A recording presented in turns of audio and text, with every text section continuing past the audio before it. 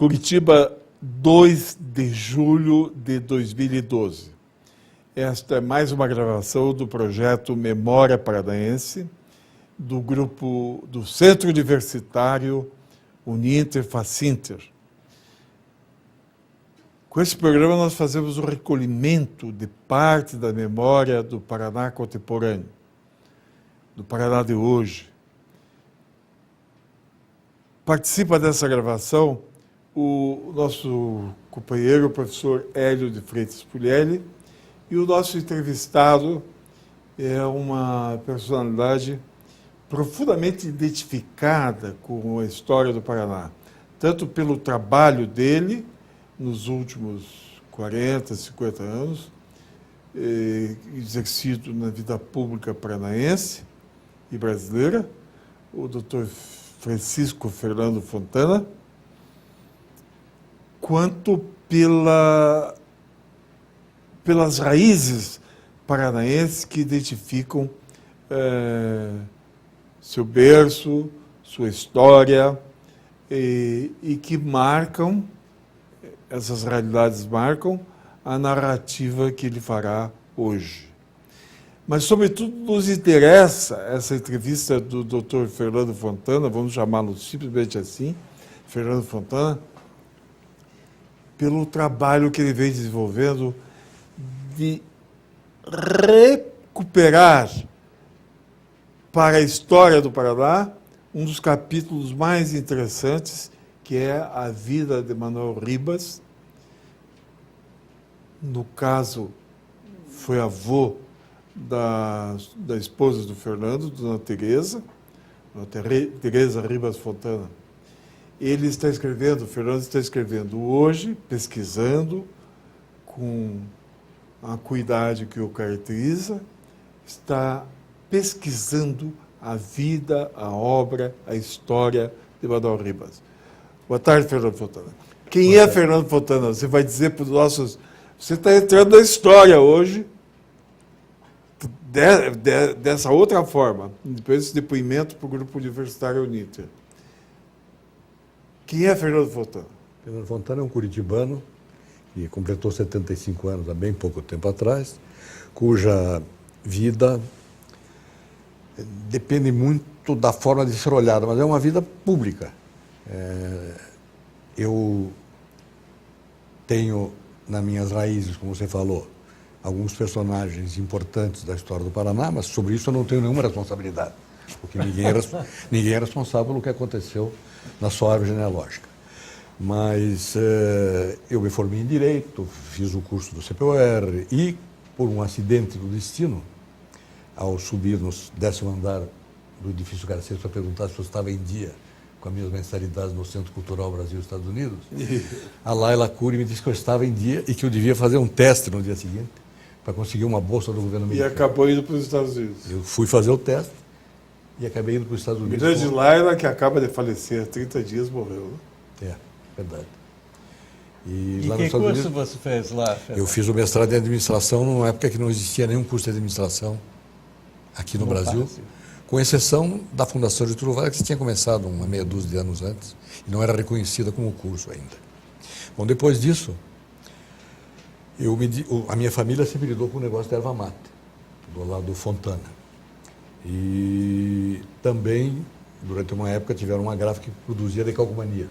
Para quem não sabe o que é decalcomania, é uma forma de adesivo que deslizava a parte impressa sobre uma folha de papel e aplicava num determinado local. Mas com essa história do curso nos Estados Unidos, eu acabei me desviando dos negócios da família. Eu fui trabalhar em São Paulo, trabalhei em 2 grandes empresas multinacionais, voltei para Curitiba, passei uma temporada na empresa da família, houve um incêndio gigantesco em 1975, na parte, justamente, que mereceria mais atenção, que era a parte das decalcomanias, que era uma empresa muito tecnificada. Bom, com isso eu acabei sendo convidado para ser secretário da administração do Jaime Canet Júnior,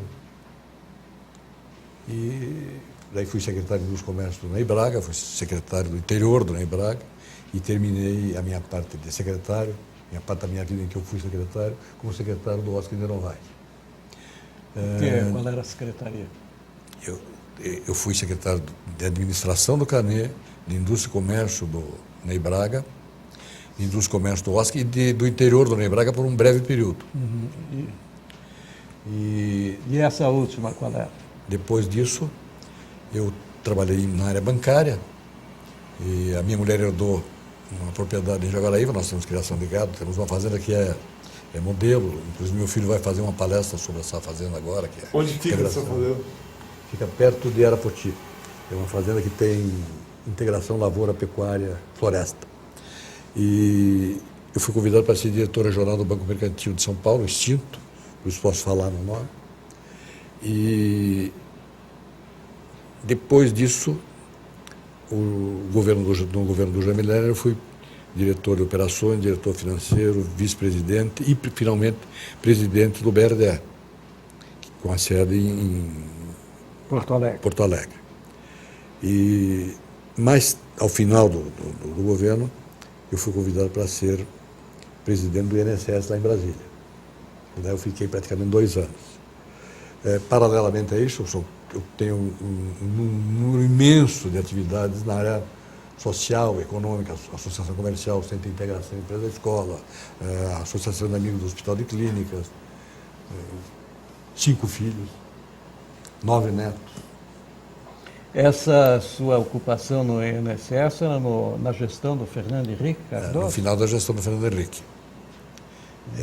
A primeira da presidiu o INSS, segunda. né? Você presidiu, né? Fui presidente lá em Brasília. Muito bem. Fernando, esse é um resumo bem resumido. O Hélio agora parte para a primeira pergunta. Eu acho que podíamos nos concentrar na questão do Manuel Ribas, né? Sim, mas antes disso, já que nos deu um perfil desse seu belo currículo, pelo qual você merece até parabéns, antes disso, de entrarmos no Manuel Ribas, seria interessante, já que ele é uma árvore genealógica ambulante, traçar os quadrantes. Ele é um homem de 4 costados ligado à história do Paraná. Então, os seus avós e avós, porque há o que falar sobre cada um deles. Veja, o professor Haroldo disse bem a respeito do trabalho que eu estou fazendo sobre o Manuel Ribas. Isso é apenas uma parte das coisas que eu andei investigando. A minha família começa no Paraná com a vinda de Portugal, da cidade de Beira, do Manuel Francisco Correia, avô do Manuel Francisco Correia Júnior, que foi ministro do imperador no gabinete de Rio Branco, e irmão do Barão do Cerro Azul, do Afonso Pereira Correia, que vem a ser meu bisavô. Era esse que era chamado o Velho? O velho. Para diferenciar do seu neto, filho, do seu neto. Filho. Neto, o moço. E também o meu bisavô Ildefonso Pereira Correia, o Pereira dele era do Manuel Pereira, que foi o último capitão-mor e o primeiro prefeito sobre de Paranaguá. Quem o Samuel Guimarães da Costa escreveu um belo livro, do capitão-mor. Você deve ser parente, então, do Luiz Carlos Pereira Tourinho também. Eu tenho a impressão que se a gente for mexer na minha genealogia... Tudo, né? Tourinho sou de origem baiana, nós somos parentes pelo lado mas Freitas. ele tem o Pereira. Tem o Pereira. Meu tio Agostinho Bernardo da Veiga fez uma belíssima árvore genealógica, que são mais ou menos uns 12 Tem ou uma 13... Freitas, irmã do meu bisavô, ligada ao Veiga. Então, ele, na verdade, é um trabalho hercúleo, né? Eu tenho dificuldade até para entender o volume de informação. Digitalizar. Tem que digitalizar isso. Pois é, mas como o Haroldo está preocupado com o Manuel Ribas, Não, infelizmente... eu acho que isso aí não, e aí no outro a gente se aprofunda. Mas deixa eu falar da minha mãe também um pouquinho. Mas claro, mas o que eu ia dizer era isso, porque você tem que falar de 4 setores, está falando de um. Do lado da minha mãe, a história é diferente. Não foram pessoas que chegaram já com posições importantes dentro da Europa. A minha bisavó, Frederica, ficou órfã muito moça em Antonina, e foi adotada por um casal da Palmeira. Porém, do lado do meu avô, é interessante notar que o primeiro concessionário do Porto Paranaguá e o primeiro concessionário da Estrada de Ferro Paranaguá-Morretes, na época, vem a ser avô do meu avô Scherer. Então, esse do meu lado. Do lado da Tereza, da minha mulher, talvez a figura mais interessante, mais importante, que merece mais menções na imprensa, na história, etc., é o Manuel Ribas, que é avô dela. Mas o Manuel Ribas tem uma árvore genealógica muito mais longa do que essa que eu mencionei. O primeiro antepassado conhecido do Manuel Ribas vem a ser o pai do Baltazar Carrasco dos Reis, Miguel Garcia Carrasco, que era um dos fidalgos de origem espanhola, que em 1640, quando foi restaurada a dinastia de Bragança em Portugal, aclamaram Amador Bueno da Ribeira como rei do Brasil. Do lado materno... Isso é importante porque, que eu saiba, nenhum cronista aí do Manuel Ribas indicou que ele tem essa hereditariedade assim tão antiga em Curitiba. Eu, se não me engano, o meu sogro seria 12º neto do Baltazar. Então, o Manuel Ribas seria 11º. Mas curitibaníssimos, então. Mas não é, na verdade, eu diria dos Campos Gerais. Porque eles se espraiavam. E os Ribas, né? Também é antepassado do Manuel Ribas, o Inácio Lustosa, o Benedito Mariano Ribas, que doou a área onde foi criada a vila de Pitangui, mais tarde Ponta Grossa, o brigadeiro Manuel Ferreira Ribas, que era comandante da Guarda Nacional na época da Guerra do Paraguai e que tentou convencer o governo imperial que era possível atacar o Paraguai por trás, usando a estrada, o caminho que levava até a província de Correntes, do Augusto Ribas, que é a avenida importante em Ponta Grossa, e que é inclusive comparado ao Barão do Cerro Azul. Os maragatos ficaram 4 meses quase em Ponta Grossa, e o Augusto Ribas foi quem conseguiu manter contornar a situação, né? E ele, só que do ponto de vista de sobrevivência, ele foi mais inteligente que o Barão. Quando os maragatos foram embora, ele também foi. É claro. E isso é uma das causas da ida do Manuel Ribas para o Rio Grande do Sul, que nós vamos abordar daqui a pouquinho. Veja só. Mas você tem também um avô uruguaio, né? Pois, na verdade, isso é uma história interessante. Eu menciono porque, inclusive, foi o doador de onde é o passeio público atualmente. O Francisco Faz Fontana, ele casou-se, veio do Uruguai, casou-se com a filha do desembargador Hermenino de Leão, que era uma figura de prol na sociedade, tendo sido, inclusive, vice-governador e governador em exercício do Paraná. Não é o historiador. Chegarei lá. E a mulher do desembargador era irmã do barão, do Cerro Azul, do Afonso Pereira Correia. Então, o Francisco Faz Fontana, vem do Uruguai, casa com ela e morre relativamente cedo. A viúva casou-se outra vez, então a memória do Francisco Fontana ficou um pouco embaralhada. E o seu cunhado, o historiador Hermelino, no livro Dicionário Histórico, Geográfico e Etnográfico do Paraná, dedica 2 páginas ao Francisco Fontana, dizendo o seguinte: nascido em Nova Palmira, no Uruguai, descendente de genovese, e aí conta uma história. Aliás, de genoveses. Eu, numa conversa em Campo Largo, numa palestra que eu estive dando lá, eu sentei numa mesa onde havia um grupo de mormons que tem genealogia. Eu fiquei sabendo que eles têm o maior banco. A genealogia é fundamental na teologia deles. E aí comecei a colocar vários nomes, achando que a história do Francisco Fontana, do Faz Fontana, era uma história sólida. Botei o nome dele na genealogia. Quando ele casou-se, ele declarou-se natural da Itália. Então, ou tinha furo, ou ele mentiu quando casou, que é uma improbabilidade, ou o fato de ele ter morado muitos anos em Atribuíram a cidadania uruguaia. Atribuir a cidadania uruguaia. e eu Ele era viajei. o pai do seu pai. Pai do meu avô. Ah, pai do seu avô. Ele foi uma figura extraordinária, eu vou escrever alguma coisa a respeito. Eu estou praticamente terminando o Mas os levantamento. Bormos tinham alguma referência dele? Quem?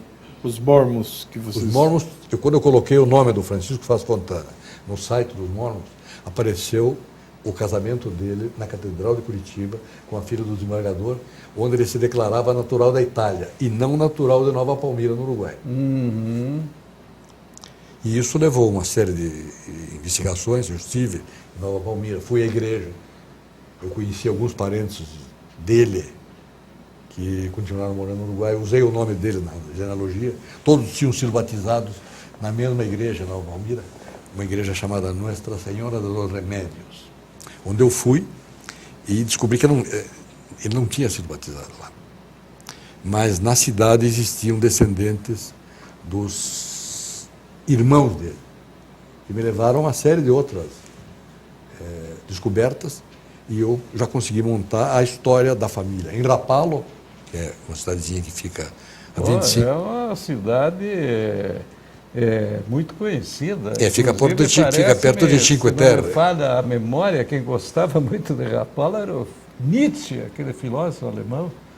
Ele sempre andava por lá, e vários escritores célebres. Ela fica na autoestrada del Sole, que vai do norte até o sul. É uma estância aí, balneária, né? E eles vieram num navio próprio. 5 irmãos, o pai, a mãe. É uma história interessante, mas eu me daria o direito de falar sobre isso num outro dia. Certamente, certamente. E do Barão do Cerro Azul, que é o meu outro bisavô, cuja filha casou com o filho do Francisco Fassi, a história tem, né, muito o que falar, né? muito o que falar. E o Scherer, você já mencionou que o seu antepassado aí foi construtor da ferrovia ou operava gestor da ferrovia? Ele era um engenheiro, engenheiro corógrafo. Ou seja, um engenheiro que, além de fazer a parte de engenharia, fazia levantamentos econômicos, geopolíticos, geográficos, geodésicos, etc. Hoje essa palavra está meio em desuso, mas eu acho que o Sebastião Paraná Era escreveu um livro, Corografia. Corografia do Paraná, é verdade. Alguém me disse isso também. Mas ele veio convidado, ao que parece, pelo Henri de Beaurepaire, que depois foi presidente da província do Paraná, que tinha uma ideia, que era conseguir fazer o traçado de uma estrada que fosse de Guarapuava, que era o último bastião civilizado do Estado, isso em 1847. E o Beaurepaire, por alguma razão, não veio. Veio mais tarde, mas nessa época que o meu trisavô estava lá, ele não veio. E ele fez 2 expedições em direção ao Rio Paraná. Existe o relatório dele, feito nessa época, está arquivado no arquivo público, com um mapa da região que ele percorreu. A primeira viagem demorou 9 meses e 15 dias. Desculpa a minha curiosidade, mas está faltando um lado ainda. A esposa do Pedro Scherer Sobrinho, a sua avó, qual era a origem? A minha avó é Kost, K-O-S-T. Também é de origem alemã, mas do lado da mãe, ela é Tigre. Prima do Bastos Tigre. O poeta ali? Do poeta. Eles tinham pouca comunicação porque ela nasceu, a família dela era oriunda da cidade do Rio Grande, e um dos irmãos do pai dela mudou-se para Recife e lá casou-se com a mãe do Bastos Tigre. O Bastos Tigre veio para o Rio de Janeiro e ela, minha avó, ficou por aqui casada com meu avô. Eles se comunicavam de vez em quando, minha avó ia ao Rio, falava com ele. Olha, só esses troncos familiares dão 3 entrevistas, mas então acho que nós temos que ir com o Manuel Rivas. O Bastos Tigre tinha uma coisa que nós 3 lembramos, por causa da nossa idade provecta, que era aquela poesia que tinha nos bondes. Veja em luz passageiro, o belo tipo faceiro que o senhor tem ao seu lado. E, no entretanto, o Rum Creosotato. Quase morreu de bronquite, salvou o Rum Creosotato. E ele fez também o slogan da Bayer: se é Bayer é bom. É muito bom. Mas esse é meu parente pela linha transversa, então não está na minha árvore genealógica. Quando é que começou o seu interesse pela vida do Manuel Ribas? Olha, eu diria que esse era um interesse que já estava subjacente, estava oculto na minha cabeça, porque, como eu mencionei que morei muitos anos na casa do meu avô Pedro Scherer Sobrinho, que era coronel da polícia, aliás, o primeiro coronel da polícia, que todos os outros eram comissionados, ele foi o primeiro a ser nomeado especificamente, de carreira, né? de fato. E ele era chefe da Casa Militar. Quando eu passei a ser alfabetizado ali pelos 6 anos. Era o Bento na época? Não, era o Manuel Ribas.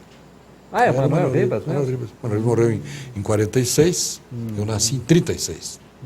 Então eu muitas vezes acompanhei o meu avô a desfiles, eu estive no palácio mais de uma vez, principalmente sábado de manhã, que o Manuel Ribas chamava ele de Palácio comigo, São Francisco. São Francisco. Então eu provavelmente conheci mais o Manuel Ribas fisicamente do que a minha mulher, que é neta dele, porque morava em Castro. Bom, o casamento com ela não teve nada a ver com isso. Foi paixão. Mas essa história do Manuel Ribas, o fato dela ser neta do Manuel Ribas, o fato de eu ter convivido, entre aspas, quando menino com o Manuel Ribas, sempre foi uma pessoa que fez parte da minha memória, vamos dizer assim. E quando eu comecei a mexer, entre aspas, nessas coisas da família, que eu mencionei, do Francisco Fontana, do Pedro Scherer, o Manuel Ribas avultou de uma maneira impressionante. Porque tudo que existia escrito sobre o Manuel Ribas aqui no Paraná começava no dia 28 de janeiro de 1932, que é a época, o dia que ele tomou posse. O que não é de estranhar, já que ele estava há 30 anos fora, não é? Mas parece que ele era um alienígena que, de repente, chegou prontinho aqui no Paraná e começou a governar o Estado. E o que eu acabei descobrindo, no sentido de encontrar fontes, etc., é que ele teve uma vida muito profícua antes de vir ao Paraná. Eu começaria a história do Manuel Ribas, além dessas pinceladas que eu dei sobre a sua origem genealógica, eu começaria dizendo que ele nasceu numa época conturbada da história dos Campos Gerais. As tropas já não produziam mais fortuna, os tropeiros que tinham criado aquela fortuna, já não tinham, as fortunas já tinham se esmaecido. O tropeirismo praticamente tinha encerrado seu ciclo, né? Além disso, o avô dele, o Benedito Mariano Ribas, era um grande fazendeiro. Tinha uma fazenda no lugar de Ponta Grossa com cerca de 22 mil hectares. Mas a reforma agrária nos Campos Gerais se fez no leito nupcial. 7 filhos de um, 6 filhos do outro, 4 do outro. Quando chegou no Manuel Ribas, as terras já eram uma lembrança, não eram mais um fato. E o pai, ele recebeu uma educação esmerada. Ele não tinha vocação para as 3 profissões que existiam na época, que era engenheiro, médico, advogado, e o pai dele não teve nenhuma inclinação religiosa. Portanto, ele também não foi para o seminário. Não ia ser padre. Não foi ser padre. Mas ele aprendeu as primeiras letras em Ponta Grossa, na escola de uma professora que era famosa na época, lá em Ponta Grossa, e foi enviado, ainda menino, para uma escola que existia em Castro, o internato do professor Serapião. O professor Serapião do Nascimento, natural de Iguape, tinha uma filosofia pedagógica interessante.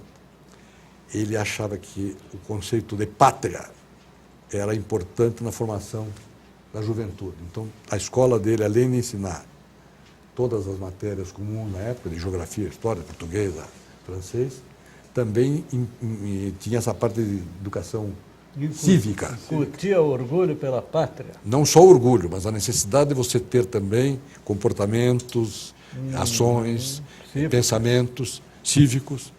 E eu imagino que aí é a imaginação baseada em fatos. Isso deve ter influenciado muito o comportamento posterior do Manuel Ribas. Bom, em 1894, ele nasceu em 1873. Em 1894, ele já estava casado em Castro, morava na casa do sogro e tinha uma loja de arreios e materiais para fazenda. E a Revolução Federalista chegou lá? A Revolução Federalista não chegou a Castro, a não ser com a ida do Vicente Machado, que abandonou. Mas o Manuel Ribas não se envolveu, mas o pai do Manuel Ribas, o comendador Augusto Lustosa de Andrade Ribas, esteve envolvido no sentido de manter a paz em Ponta Grossa. Bom, com a derrota dos Maragatos, com a perda da fortuna familiar, com a mudança no perfil geográfico, não é geográfico, no perfil histórico e geográfico da região, uma vinda da Estrada de Ferro que ia ligar Marcelino Ramos a Itararé, ou vice-versa, ele foi convidado por um cunhado que era belga, e esse cunhado dele merece uma atenção especial nas minhas investigações. Porque Como era o nome dele? Gustavo Vautier. Vautier se escreve V-A-U-T-H-I-E-R. O Gustavo Vautier nasceu na Bélgica, numa época em que a Bélgica já tinha esgotado praticamente os seus recursos internos, mas tinha muitos capitais. Então, os belgas investiram na América Latina, nesse final do século XIX, cerca de 100 milhões de libras esterlinas. Muito siderurgia e tudo, né? Muito dinheiro. E do outro lado... Mineira não é dessa época? Não, é mais tarde. Mas as estradas de ferro do Rio Grande do Sul, as duas principais, É de capital belga. eram de capital belga. Uma era a estrada sudoeste e a outra era estrada Viação de ferro. Ferra. Viação Ferra, Rio Grande do Não, Sul. essas foram... A consequência. É o resultado da junção dessas duas, com mais a São Paulo Rio Grande do Percival Farquhar. Mas o Gustavo Vautier formou-se em Pont et Chaussée, ou seja, pontes e estradas, pela Universidade de Gand, e foi trabalhar no Congo belga. Chamado Congo belga, porque na verdade na época pertencia ao rei Leopoldo II, que era o propriedade dono, pessoal era a dele. propriedade pessoal Não dele. era da nação, né? E lá ele ficou doente, como não era dele. Como todos os outros belgas que foram nessa época, ficou doente e voltou para se tratar na Bélgica, e o pai disse para o Congo, não mais. Volta mais. Não volta mais, e conseguiu uma colocação para ele na construção da São Paulo Rio Grande. E a sede, o local central, era Ponta Grossa. E lá ele se apaixonou por uma irmã do Manuel Ribas. Ponta Grossa estava perdendo importância, a família Ribas estava perdendo importância, Santa Maria estava crescendo brutalmente, porque era o encontro de todas as ferrovias importantes, o entroncamento da ferrovia aqui de Rio Grande, a divisa com Santa Catarina, de Porto Alegre até Uruguaiana. E Santa Maria estava lá naquele centro e ainda tinha uma importância estratégica militar, por causa dos conflitos existentes com os vizinhos. Grandes unidades militares lá. Né? Então, Santa Maria crescia e Ponta Grossa estacionava. A família teve uma oportunidade ímpar, né, de entrar, ele, Manuel Ribas principalmente, entrar numa posição extremamente interessante na estrada de ferro dos belgas, que era a seguinte: na época da construção, o Brasil não produzia praticamente nada, era tudo importado, inclusive comida, roupa e uma série de outras coisas que os operários Água mineral, precisavam. me lembro que a minha mãe falava que eles tinham... Perrier. Tomava água mineral. Mas o Manuel Ribas, com essa experiência que ele tinha adquirido aqui no Paraná com a loja, etc., foi convidado pelo cunhado para tomar conta de uma coisa que eles, belgas, chamavam de economá. Ou seja, economato, que Esse economato tinha aqui também. existe até hoje, os economatos das igrejas, né? Da diocese. São os... Não, a aviação ferra, quando era dos franceses que controlavam, chamando de ferro, tinha uma economá, meu avô trabalhou nela, onde é aquela sociedade 18 de janeiro, agora o prédio está lá, não sei se é da Copel, era ali a economá. Esse sistema mesmo de distribuir mantimentos ao longo da linha férrea para os... A grande diferença que o Manuel Ribas fez é que ele, além de trabalhar na Economato, bom, deixa eu fazer uma pequena correção aqui. O Economato era atividade secundária da aviação férrea. Era para atender os seus funcionários. A atividade principal era construir linhas de estrada de ferro e operá-las. Claro. Lá por 1910, mais ou menos. O Economar tinha uma característica previdenciária também? Não chegava a ser isso. Era um armazém que fornecia Sim. tudo o que os cooperativa. Não era cooperativa, pertencia aos belgas. Uma subsistência. Agora, Não, era a parte social da empresa, da parte capitalista. você sabe que agora que eu compreendi o que é Economar, porque eu pensei que fosse o nome da repartição da empresa ferroviária. Mas nós temos, os maristas têm irmão Economo. Só todas que eu as não congregações sei têm. Isso se o Fernando temos falou. um substantivo na língua portuguesa. Mas usa Economo. Economo. Não, Economo. Economato. Não Economato. Existe, Tem no dicionário, eu fui Economato. procurar. Economato. No Economato. Bom, e no Economar, ele passou a ser gerente. E quando os belgas resolveram que aquilo não era o negócio deles, porque já estavam solidificadas as linhas, já não tinha mais operário construindo, tinha só operário mantendo, e uma distância de mais ou menos 10, 12 quilômetros, um ponto de manutenção da linha do outro, eles resolveram transferir essa parte, que não era lucrativa, que não era do negócio deles, para um particular. E esse particular manteve o negócio durante um ano e pouco, e chegou à conclusão que não tinha lucro, porque tinha que fornecer barato. Do outro lado, os ferroviários estavam mal servidos e mal agradecidos, não comparavam com a situação anterior, e então custava caro. Com isso, essa empresa ia desistir do negócio. O Manuel Ribas já tinha, como gerente, estado mais de uma vez na Europa e tinha tomado conhecimento da existência de uma cooperativa de consumo formada pelos tecelões da cidade de Rochdale, que foi a primeira cooperativa de consumo de operários de uma empresa conhecida, pelo menos. E ele encomendou um estatuto do juiz de direito da cidade, que era o Walter Jubim, que depois foi governador do Rio Grande do Sul, O Walter Jubim foi nos anos 50 governador do Rio Grande do Sul. Eu acho que ele foi o primeiro governador eleito depois Foi nos anos 50. E fizeram o estatuto e eles, reuniões, dezenas de reuniões, conseguiu montar a cooperativa com cerca de 5.000 associados. Que era um número gigantesco, né? Eram praticamente todos os empregados da aviação ferro na época. Mas a aviação ferro chegou a ter 11.000 empregados e a cooperativa chegou a ter 11.000 associados. A grande diferença da gestão do Manuel Ribas e na cooperativa em relação ao Economato e à empresa particular é que ele deu uma atenção especialíssima à questão da educação. No começo, a empresa belga mantinha algumas escolas em vagões que acompanhavam as turmas que estavam construindo. Quando solidificou essa situação, o que o Manuel Ribas fez? Fez um liceu de arte e ofício. 88 escolas primeiras. 88.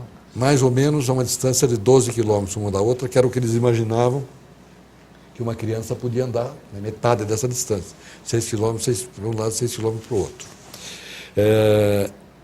Um outro aspecto da vida dele lá em Santa Maria é que ele, com essa força adquirida junto aos ferroviários resolviam qualquer eleição no Rio Grande do Sul, porque era uma classe unida, uma classe que tinha interesses comuns, uma classe que tinha comando, né, comum, e com isso ele acabou se envolvendo na política. Lateralmente, não diretamente na política. Por exemplo, um episódio que consta da história do Rio Grande do Sul foi o impeachment de um prefeito que havia sido eleito pelo grupo minoritário dos borgistas. E O prefeito de que cidade? de Santa Maria. As histórias do Manuel Ribas, elas são 90% antes de vir para cá, em Santa Maria, com algumas poucas coisas em Porto Alegre. Mas esse prefeito acusado de ter comprado, de ter vendido alguma coisa, que naquela época era um escândalo, fora do preço normal, foi nomeada uma comissão que tinha 2 da corrente morgista majoritária e 2 da corrente do prefeito. Mas faltava um quinto que pudesse ser aceito pelos dois lados, e lá entrou Manuel Ribas como Fiel da o balança. fiel da balança. E tomaram uma decisão interessantíssima, que se fosse aplicada hoje em dia, nos livraria de muitos governantes menos bons. A Câmara não tomou a decisão de fazer o impeachment. A comissão resolveu que tinha que ser feito um referendo. Se o prefeito obtivesse mais da metade dos votos, a Câmara não votaria o impeachment. Se obtivesse menos da metade dos votos, a Câmara votaria o impeachment obrigatoriamente. Fizeram a consulta, eram cerca de 1.700 eleitores, o prefeito não chegou a ter 10%. Então o impeachment foi consequência natural. Isso é que é democracia. Bom, aí, Mas ali, viu, Fernando, eu conheci a sede central da cooperativa, é um edifício imenso, assim, um neoclássico, bonito, no centro de Santa Maria, na Rua do Acampamento. Era um verdadeiro, além de sede da cooperativa, era um verdadeiro liceu de artes e ofício. Eles, inclusive, fizeram convênio depois com os irmãos maristas. a escola masculina era isso que você está falando. Era, toda a parte pedagógica e de organização era dos irmãos maristas. Mas a grande novidade foi a escola feminina. Onde é que era a feminina? A feminina Era lá mesmo? Era lá mesmo. Não, a escola masculina, que era a escola de artes e ofícios, ela formava profissionais. Marceneiro, carpinteiro, ferreiro, cozinheiro. Ela tinha também... Só para informação e para o registro da história das pessoas que gostam e que entendem a importância das artes plásticas no Brasil.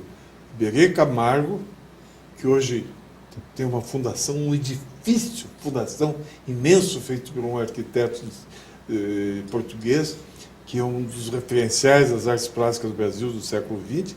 Iberê Camargo se formou e se criou nessa escola da cooperativa de Santa Maria. Iberê Camargo, uma das grandes referências das artes plásticas do Brasil. Agora você veja, quer dizer, além dele, eu me lembro de 2 políticos atuais. O Tarso Genro e o Jubim Nelson. Foram alunos dessa? Foram alunos da escola. Não, mas já na época que ela não era mais da cooperativa. Sim, sim. Na época que ela passou... Mas que era a influência da cooperativa. Era continuação. Foi fundada por ele. E a cooperativa, o nome era um nome interessante, que era Sindicato Cooperativista dos Funcionários da Aviação Férrea. Ela tinha as 2 funções. Ela tinha a função de representação e tinha a função de fornecimento. Bom, aquela ideia das escolas turmeiras, das 88 escolas, ela evoluiu no sentido de ter uma escola central, na verdade 2 escolas centrais, a masculina e a feminina. Mas também evoluiu... funcionava lá em Santa Maria. Lá em Santa Maria. Também evoluiu no sentido de que era preciso ter fornecimentos baratos. Então eles tinham torrefação de café, fábrica de bolacha, fábrica de açougue. Portanto, tinha que ter um matador. Isso tudo iniciativa dele. Iniciativa da cooperativa, onde o Manuel Ribas era Ele foi o fundador. Mas as ideias... Ele tinha um irmão, o Augusto Ribas, que ficou lá no... Um pequeno parênteses. A família inteira acabou mudando de Ponta Grossa para Santa Maria, com exceção de um irmão que ficou aqui em Curitiba. Todos os filhos do comendador Augusto Qual é que Ribas, ficou em Curitiba? o tio Juquinho, José Lustosa Ribas. Ficou aqui, teve um filho que foi major médico coronel médico do Exército, ficou por aqui, não foi para o Grande. Aí uma irmã que casou-se em Ponta Grossa morreu no parto. Mas o resto da família, as irmãs casaram-se, uma delas com um fazendeiro de Tupanciretã, a outra com um comerciante de Porto Alegre. Os irmãos casaram com... os outros 2 irmãos casaram com pessoas ligadas a Santa Maria. Um dos netos do Augusto Ribas foi presidente da Itaipu, Antônio José. Que está na Itaipu. Está na Itaipu ainda. Ah, ele era neto? Neto de um dos irmãos do Manuel Ribas. Sei. E o Vautier, que fim levou? Bom, o Vautier Que foi o responsável pela ida da isso. família inteira para lá. O Vautier, depois de ser gerente, diretor, passou a ser o diretor-geral desse conjunto de empresas ligadas aos belgas.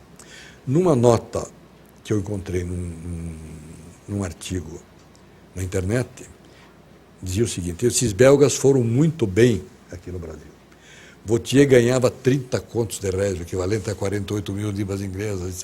Dava uma referência do tamanho do salário dele, que deve ser o equivalente aos dos executivos da Vale do Rio Doce, da Ou dos Petrobras. jogadores de futebol. Mas Ou de jogador de futebol. Não, jogador de futebol é mais. Ainda ganha mais, é verdade. Mas ele tinha pessoa de muita influência na região, permaneceu lá em Porto Alegre, só teve filhas, não teve filhos. O Manuel Ribas era como se fosse o herdeiro natural dele. E além daquelas coisas que a cooperativa fez aqui, né, para servir os funcionários, muita coisa era importada da Europa. O Manuel Ribas esteve umas 10 vezes na Europa, falava francês. Pois é, isso. Correntemente. O Wilson Martins me falou que ele falava francês muito bem. Inclusive, Ao contrário dessa imagem que muito se vendeu de que o Manuel Ribas era um homem muito tosco. Não tinha nada de tosco. o meu cunhado, o Manuel Ribas Neto, tem uma teoria a respeito disso, que foi confirmada por um trabalho que Ele vendeu essa imagem. ele Fabricou. Ele criou essa. um tipo. Ele criou o tipo. Popularizado. Como ele era muito rápido de raciocínio, todas aquelas histórias que contam a respeito dele provavelmente eram verdade. Ele morou quanto tempo na Europa? Ele não morou, não. Mas ele ia com frequência. As viagens eram viagens de navio que demoravam de 4 a 5 dias e tinha que permanecer um mês, às vezes, lá para ter algum resultado. Eu acho que os navios não iam 4, 5 dias. Ah, não, muito mais. Iam em Não, 15. nós estamos falando de navio da década de 20, que já eram navios a vapor. Não eram mais mas não caravelas, ia, né? Mas hoje em dia leva 15 dias. Mas é que vai parando, né? São navios de cruzeiro. Eu sei que ele tinha um escritório. A cooperativa montou um escritório para fazer compras, para atender. Ficava na Bélgica, ou ficava em Roterdã, na Holanda, ou ficava em Liège, na Bélgica, onde tinha 2 escritórios. Fernando, e esse teu interesse em escrever sobre Manuel Ribas, como é que você começou a materializá-lo? Ele começou a tomar forma? Em que pé ele está atualmente? Bom, eu diria, voltando à minha linha de raciocínio inicial, que a parte de Santa Maria, que é quem realmente formou a pessoa que veio governar o Estado, ela está praticamente pronta. Faltam alguns detalhes. Você pesquisou muito lá? Eu pesquisei. Não, depois que inventaram a internet, a presença física já não é tão importante assim. Mas eu conversei com alguns parentes dele que ficaram lá pelo telefone, me mandaram informações. Alguns netos dele, do Rio de Janeiro e daqui de Curitiba, me mandaram cartas, me mandaram dados do tempo de Santa Maria, que a mãe desses netos, as mães, 2 mães, 2 netos de 2 irmãs do meu sogro, coisas bem interessantes que mostravam efetivamente o tipo de participação que ele tinha na sociedade. Naquele tempo, um dos parâmetros para se medir a importância que alguém tinha em algum local era saber se ele pertencia à loja maçônica. O Manuel Ribas pertenceu junto com o Gustavo Vautier, e depois que o Gustavo Vautier morreu, tanto à loja maçônica de Santa Maria, como a uma loja maçônica em Porto Alegre. Então essas informações elas vêm de estudos feitos por terceiros disponíveis na internet. E vêm de informações que a minha mulher guardou de jornais que o pai dela recortou, de cartas que eram guardadas, e das informações desses primos, cujas mães guardavam também informações sobre o Manuel Ribas. E, Fernando, e você pesquisou, ele não se envolveu, então, naquelas rixas políticas que existiam no Rio Grande do Sul, que ainda tinha lá os castilistas, os medeiristas, os assis brasilienses, né? Pelo que eu me lembro do meu sogro contar e pelo que eu verifiquei nessas fontes que eu mencionei, ele tinha uma posição mais central, ele não se envolvia diretamente na política, com exceção do ano de 1928. Sim, onde ele foi escolhido unanimemente pelas duas facções. Que ano exatamente que ele foi para o Rio Grande do Sul? 1897. 97. Bom, em 1928... Em 32 ele veio para cá para subir. Mas teve além da administração, do economato, da cooperativa, da participação na sociedade, ele teve um episódio de administração pública também. Ele foi prefeito. Ele foi eleito em 1928 prefeito. De Santa Maria. De Santa Maria. Intendente municipal, que era o nome que se dava ao cargo. E quando veio a Revolução de 1930, ele não deixou um dia de ser o comandante, o chefe do município de Santa Maria, porque ele foi nomeado interventor, prefeito daí.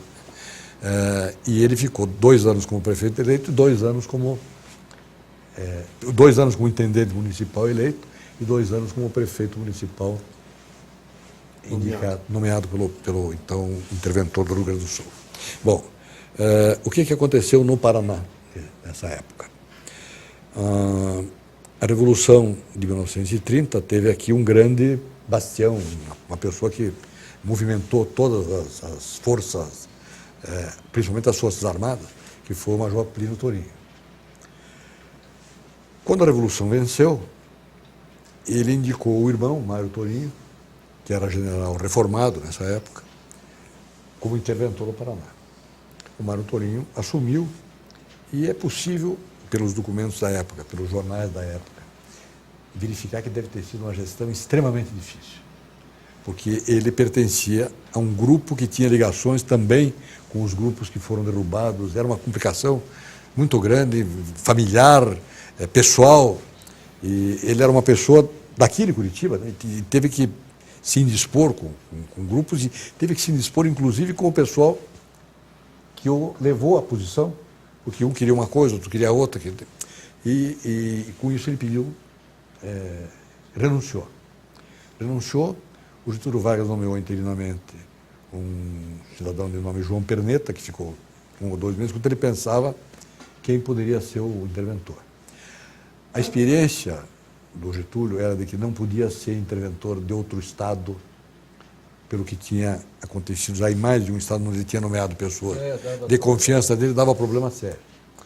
O Manuel Ribas devia ser a escolha ideal, porque era um paranaense dos 4 costados, como disse o Hélio, eu diria dos 12 costados, né? Que tinha formação gaúcha e que tinha formação empresarial e tinha formação de administração pública. Dizem que o Getúlio, inclusive, se hospedava na casa dele. Esse fato eu não consegui confirmar, mas eles pertenciam ao mesmo grupo político, ao mesmo segmento social, e o Getúlio, então, teve a ideia de trazê-lo, andou buscá-lo na Prefeitura de Santa Maria, e essa carta que está projetada ali é uma carta do dia 16 de janeiro de 1932, que ele enviou à filha dele, Odete, que morava em São Paulo, onde ela era casada com o gerente-geral das indústrias Matarazzo, Edgar Paternò. E ele deveria ter ido ao Rio de Janeiro e, na volta, passado em São Paulo. E ele, nessa carta que ele escreveu do Hotel Natal, do Rio de Janeiro, então capital federal, ele diz no final que não podia ir, porque tinha que voltar a Santa Maria para resolver alguns negócios, e que provavelmente tinha feito a maior bobagem da vida dele, que era aceitar ser governador do Paraná. Bom, eu me coloco, fazendo um esforço para me colocar na posição do Manuel Ribas, entendo o que ele quis dizer comigo. 60 anos de idade, em 1932, isto era um velho, mais velho que nós 3 somos, porque nós 3 somos hoje. Era velho. Uma trajetória de sucesso absoluto lá na cidade que o acolheu.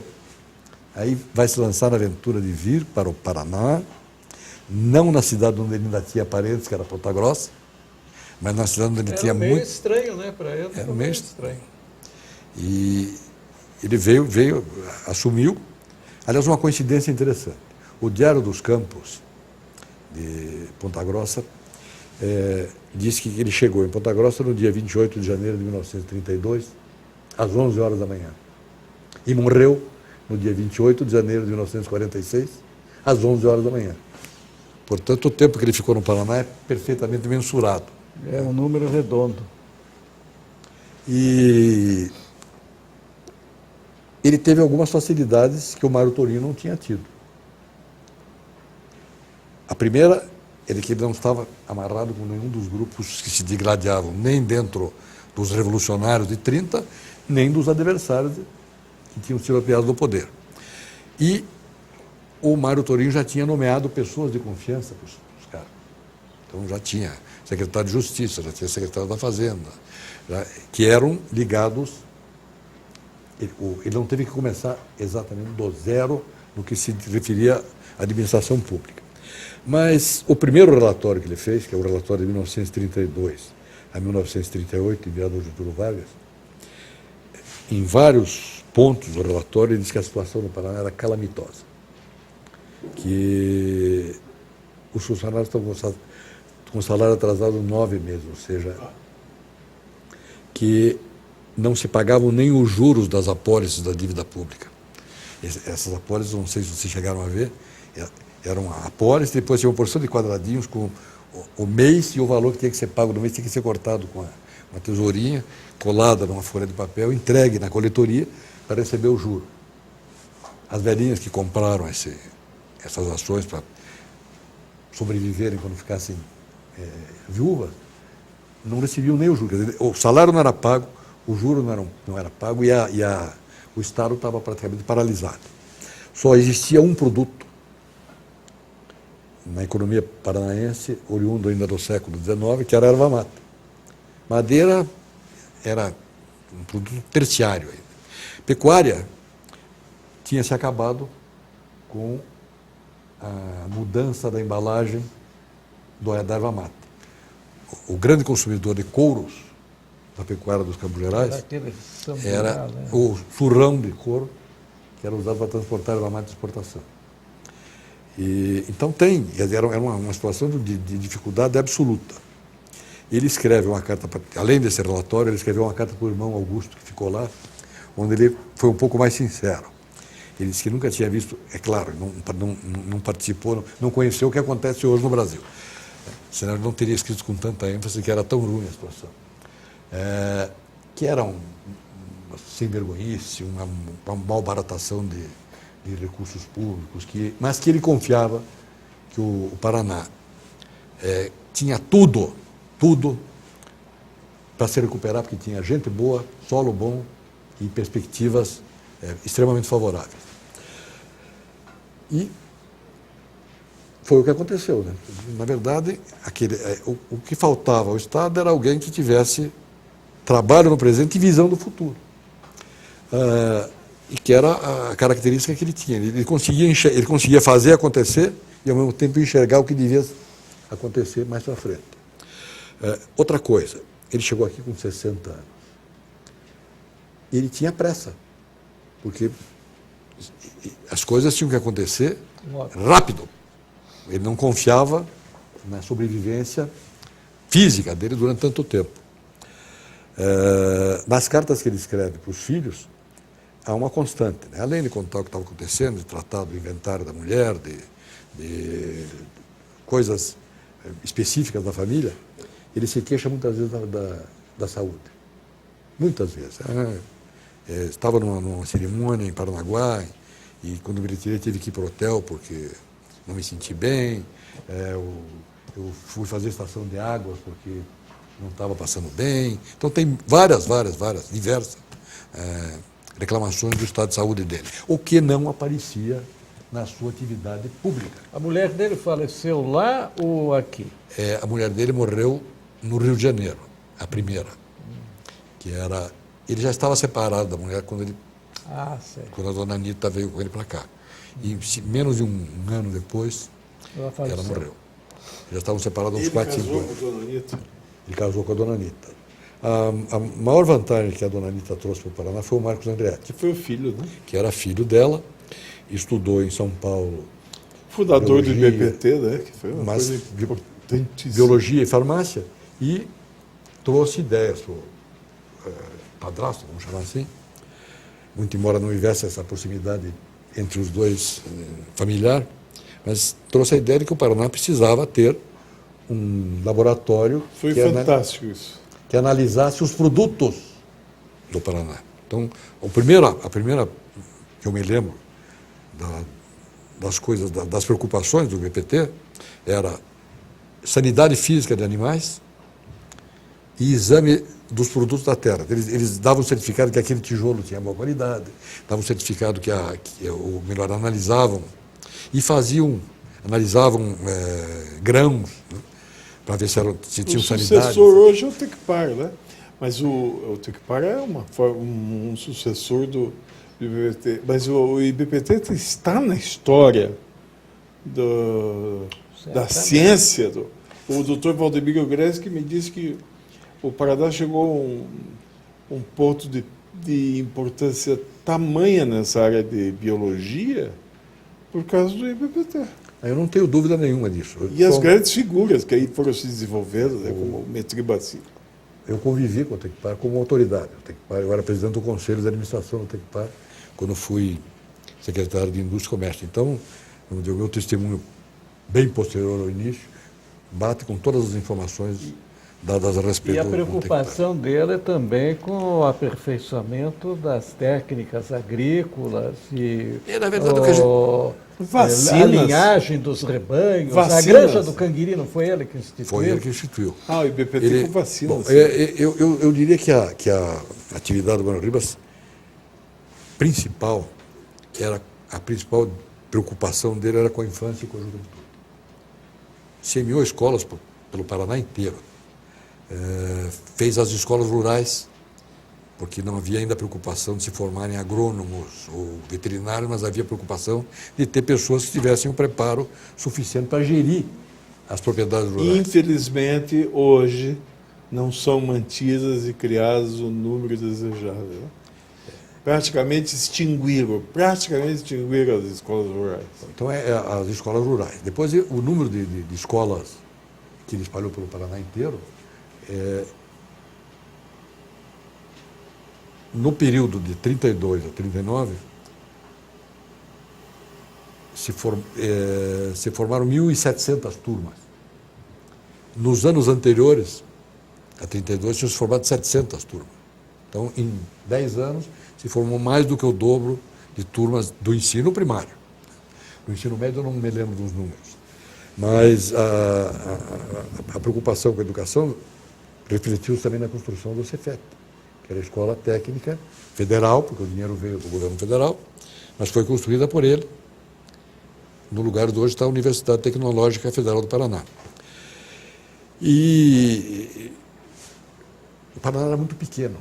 O Paraná terminava em Guarapuava e em direção ao norte terminava em Piraí do Sul, Jaguaraíba, por aí assim. Qual foi a outra grande preocupação? A integração das regiões produtivas que começavam a surgir e que não tinham ligação nenhuma. O Pinheiro Júnior, que foi delegado de polícia, foi secretário de segurança e era articulista da Gazeta, escreveu um artigo dizendo que o pessoal de Londrina disse que Ribas foi o primeiro a vir do Paraná.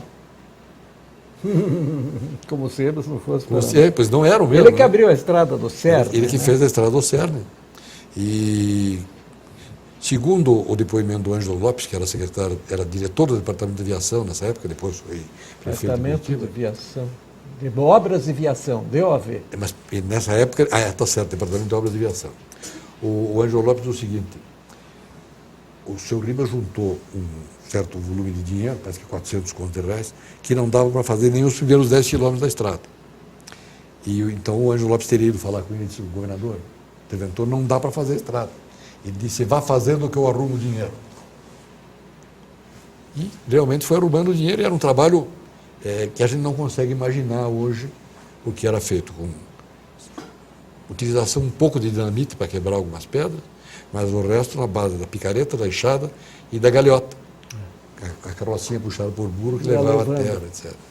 E todas as estradas feitas por ele eram pavimentadas com macadame. Ou seja, eram leitos trafegáveis. Mas era um macadame bom, hein? Era um macadame que parecia asfalto. Realmente era macadame mesmo, como um inventor inglês. Por essas estradas. Saibro O Macadam. Macadam. Uma outra estrada que ele fez também, que não era tão boa como essas, foi a estrada ligando Guarapuava a Foz do Iguaçu. Foz do Iguaçu era não existia. E lá ele construiu o Hotel Cassino, o primeiro hotel que merecia esse nome, conseguiu do governo federal para fazer a estrada levando do núcleozinho urbano de Foz do Iguaçu até as cataratas. E, segundo contou o João Schede, que foi presidente da Assembleia Legislativa, aquela Assembleia que fez a Constituição Estadual de 1946, que era prefeito da Palmeira, Manuel Ribas saiu de Curitiba com 3 automóveis, um caminhão de suporte, foi parando, pegou o prefeito de Campo Largo, o prefeito da Palmeira, de Bituva, de Guarapuava, e foram até Foz do Iguaçu para inaugurar o hotel. Como é que eles voltaram, eu não sei, que deve ter sido uma viagem terrível. Né? Aliás, Foz do Iguaçu, falei só das coisas boas, em 1943, o governo federal criou territórios federais e tirou um pedaço do estado do Paraná. Pois é. Território do Iguaçu, capital Laranjeiras. Mas é que não foi. Quando eu pensava em território do Iguaçu, eu pensava numa coisa só paranaense. Na verdade, o Getúlio tinha criado um projeto chamado Marcha para o Oeste. Ele dizia que a nação só se configura com a ocupação. Não adianta você dizer que o Rio Branco fez a divisa se você não tiver brasileiros ocupando essas áreas de fronteira. E os estados tinham uma dificuldade imensa, porque tinham que atender às necessidades dos núcleos já habitados normais, né? Mais perto do litoral. Então ele fez o território do Amapá, o território de Roraima, Acre já existia como território, que era uma região conturbada ainda por causa aquela da Bolívia ali. Guaporé, virou Rondônia depois, Ponta Porã. E Fernando Noronha. Fernando Noronha e o território do Iguaçu, que tinha essa conformação catarinense e paranaense. Porque, além da Marcha para o Oeste, o que mais influenciou a criação desse território, principalmente de Ponta Porã e o do Iguaçu?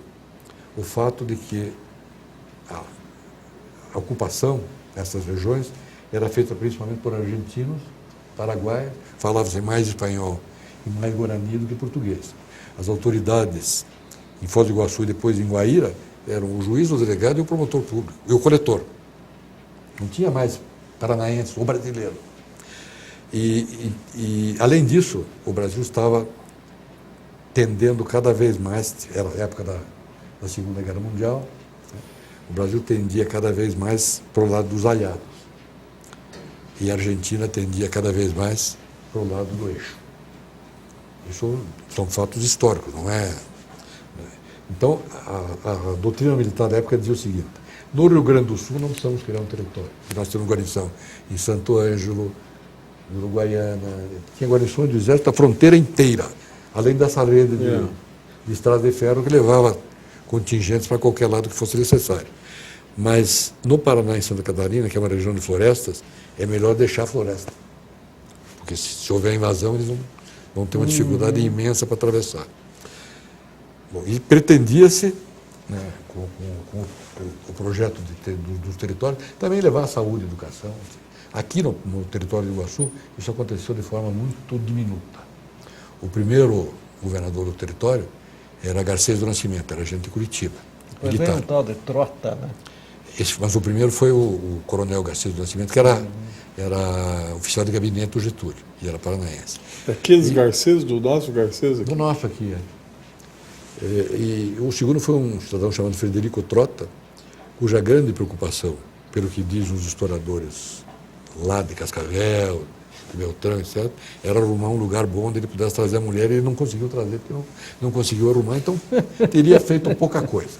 Bom, além disso, o Paraná nunca deixou de ter presença no território do Iguaçu, porque os coletores, os juízes, etc., só adquiriram o nome de serem juízes coletores do território do Iguaçu. E a polícia militar passou a usar um emblema na manga que dizia que eles Não eram... houve uma transformação substancial, né? Bom, por outro lado, os jornais de Curitiba, que representavam tanto o governo como a oposição, receberam a notícia do território do Iguaçu euforicamente. Por quê? Por uma questão extremamente simples. Vai sobrar mais dinheiro para aplicar no Paraná que nós conhecemos. E o governo federal vai arrumar aquela parte lá e nós depois poderemos ocupá-la. Com o território. Falando em território, quando o Manuel Ribas chegou aqui, 2/3 do território paranaense estavam entregues nas mãos de empresas colonizadoras, entre aspas.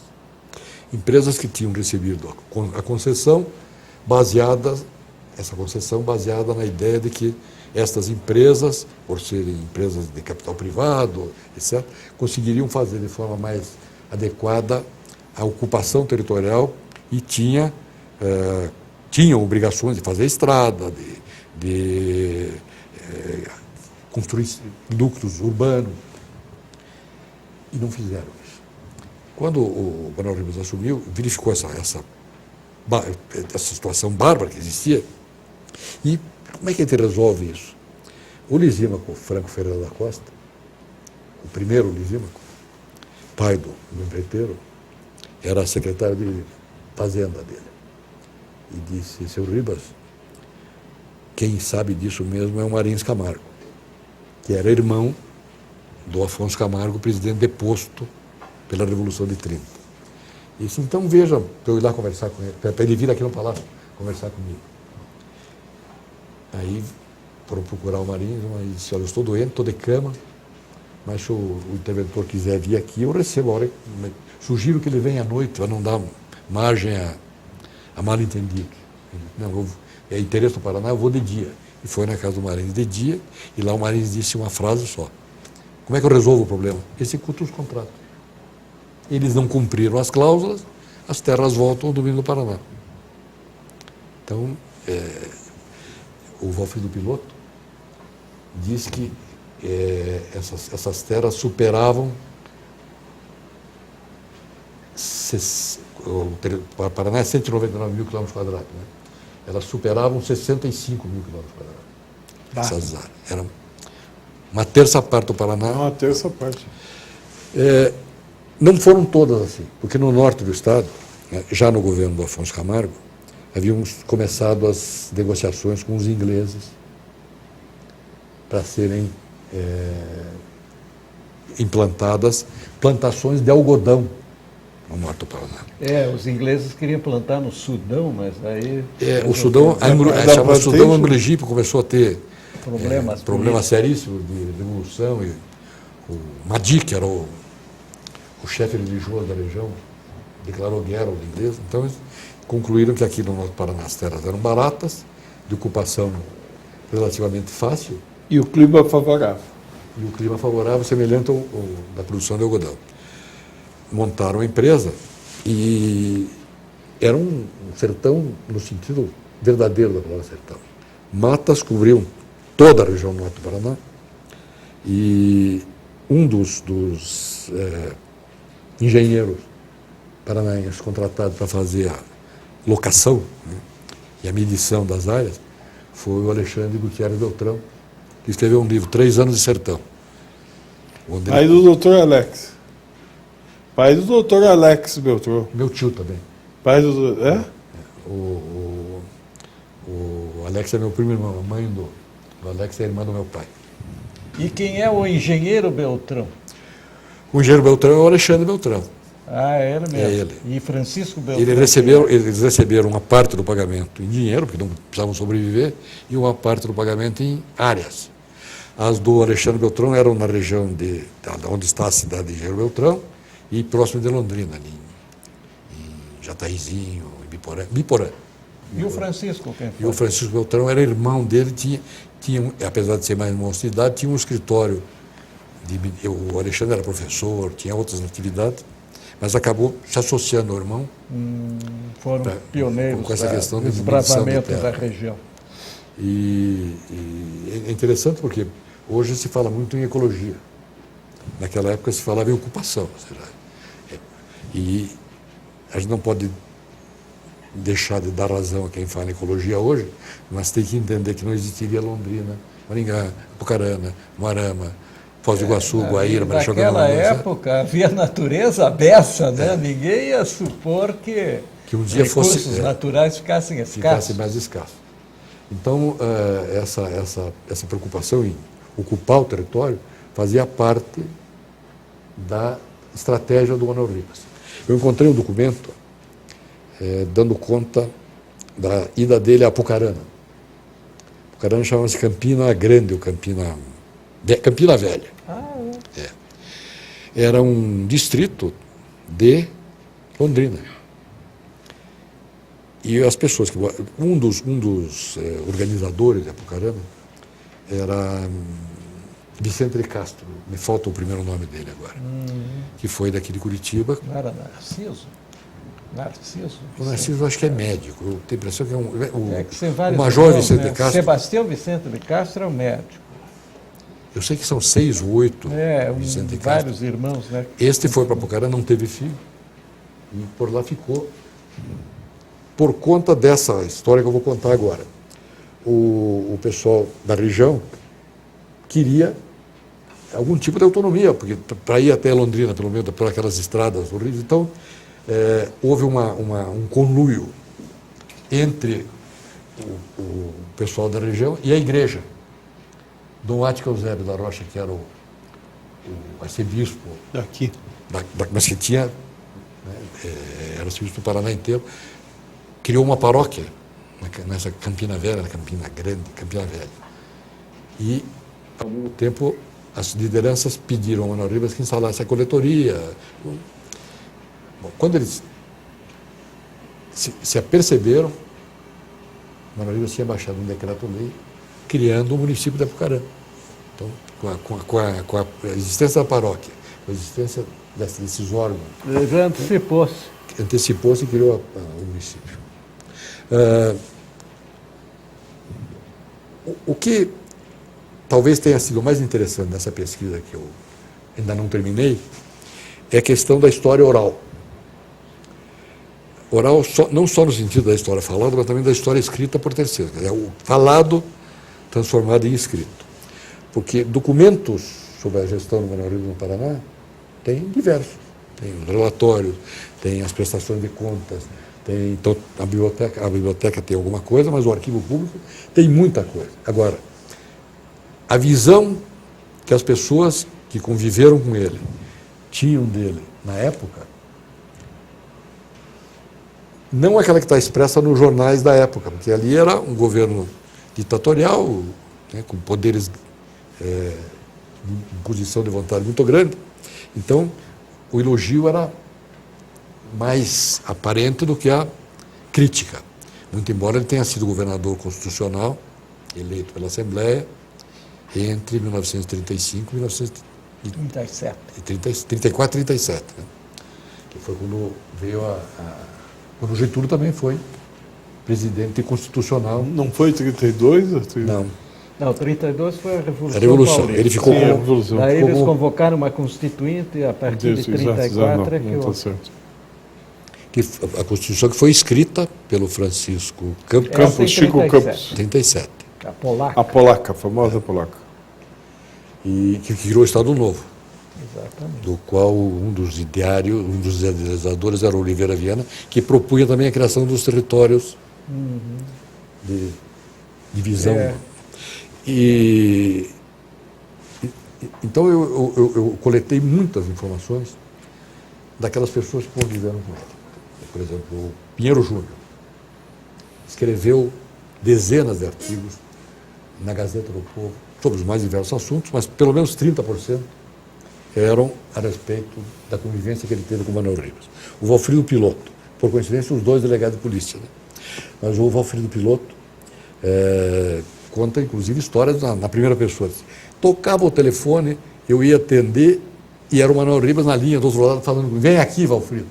E lá ia eu para o palácio para tratar de alguma coisa que não era necessariamente um assunto de polícia. O Walter Jubim, que escreveu, eu já mencionei há pouco, uma elegia, um negócio interessantíssimo. O Aramis Milarque, para tomar conhecimento das coisas do Manuel Ribas, e se falta alguém que faça uma biografia desse homem. Né? Temos aqui agora. Baixou o espírito do Aramis aqui. Então, o Oscar Borges de Macedo Ribas, que foi secretário dele, era de uma facção dissidente lá em Ponta Grossa, mas depois foi secretário. Foi presidente da Caixa Econômica, também escreveu. O que eu acho interessante é que o Wilson Martins, a quem eu entrevistei algumas vezes, ele era um apaixonado pelo Manuel Ribas, e ele não tem escrito sobre o Manuel Ribas. Ele escreveu alguma coisa, mas eu vou contar uma experiência minha particular com o Wilson Martins. O Wilson Martins se reunia com você? Não, vários. Não, era o Norto, o Tato, Tatinho. Fábio Campana. Aos sábados. Né? E parece que ele andou se desentendendo com um dos. A mulher dele não gostava. Com o Tato, não sei. Aí fica por. Não ponha nomes na minha boca. Mas ele não ia mais aos tais almoços, porque a mulher não queria. E eu fui almoçar num restaurante próximo da minha casa, no Alta Rua 15 ali, e estava o Wilson Martins, que eu conhecia de fama e de vista, mas não conhecia pessoalmente. Quando eu terminei o almoço, me aproximei da mesa dele e disse assim: meu nome é Fernando Fontana, eu sou amigo do Norton, do Tatinho, etc., com quem o senhor tem se reunido, e a minha mulher é neta do Manuel Ribas. Ele disse: meu mestre. Ele gostava muito do Manuel. Ele foi uma espécie de menino prodígio do Manuel Ribas. O que ele conta é o seguinte, que ele veio do interior, não me lembro de que cidade, com aquele problema de paralisia. De São Paulo, do interior de São Paulo. Com aquele problema de paralisia. Família muito pobre. Ele arrumou um emprego como locutor. Na Rádio Guaracá. Mas eu acho que já no começo não era tão grave, né? Acho que com a idade, claro. Mas ele arrumou esse emprego e ele não sabe como ele foi chamado no palácio. Ele não sabe quem indicou. E lá no palácio, ele foi falar com o Manuel Ribas. O Manuel Ribas disse: o que você faz, menino? Eu sou locutor, estou estudando direito. Você tem recurso financeiro? Não, então você vai ser meu oficial de gabinete. Ele redigia bem, fazia... Né? E ficou como oficial de gabinete, o que permitiu que ele se formasse e pusesse os seus múltiplos talentos. Ele é um defensor do Manuel Ribas, apaixonado. E esses depoimentos todos formam uma teia. Só me admira que ele não tem escrito mais sobre o Manuel Ribas. O Wilson escreveu aqueles 7 volumes de crítica. Sim, mas ele não... A história eu dele... acho que, apesar de ser oficial de gabinete ali, ele não teve um tempo de convivência grande para... Não, tinha. Mas pelo menos do ponto de vista, vamos dizer, administrativo... Ele me disse, da última vez, que não saía uma correspondência que o seu Ribas mandasse para alguém que não passasse por ele. Claro, ele era o escriba, né? O escriba, era o revisor. E eles tinham que conversar, né? Eles conversavam, porque não era... Mas por falar em escriba, você disse que também tem os aspectos pitorescos, assim, o anedotário do Manuel Ribas. Você chegou a verificar se é verdadeira aquela história do prefeito que tirou um catatal do bolso, assim? Veja, ia ler, daí Ribas passou. Eu leio em casa. Muito bem, muito obrigado, eu leio em casa. Existe ali nessas fotografias, uma delas que fala... Vamos ver as fotografias, Fernando? Podemos ver as fotografias? Ele já mostrou algumas, né? Eu não sei se você está... Mas você está falando do anedotário. O Lauro Gren, médico, primeira função dele como médico da saúde pública foi dirigir o hospital de Castro, e ele veio de Rio Negro para Curitiba estudar e foi mandado lá para Castro. E Manuel Ribas ia receber uma homenagem em Castro, que era a inauguração de um busto na praça principal.